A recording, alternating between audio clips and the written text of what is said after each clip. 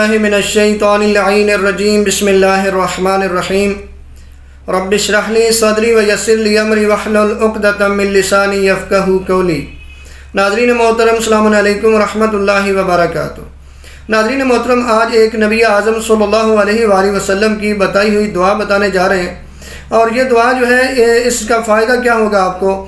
نبی اعظم فرماتے ہیں کہ جو ہر نماز کے بعد اس دعا کو پڑھتا ہے اس کا حافظہ قوی ہو جاتا ہے۔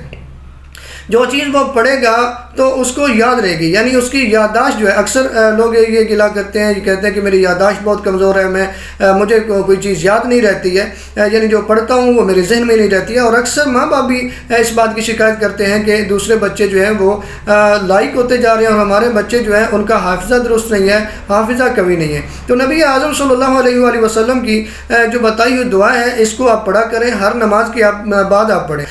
اس دعا کو آپ پڑھیں، اور یہ دعا کون سی ہے جو نبی اعظم نے فرمایا کہ اگر یہ پڑھیں گے تو حافظہ قوی ہو جائے گا؟ سکرین پہ آپ کو نظر آ رہی ہے یہ دعا کچھ اس طرح سے: بسم اللہ الرحمن الرحیم، سبحان من لا یعتدی علی اہل مملکتہ، سبحان من لا یأخذ اہل الارض بالوان الاعظام، سبحان الرؤوف الرحیم، اللہم اجعل لی فی قلبی نورا وبصرا وفہما وعلما انک علی کل شیء قدیر۔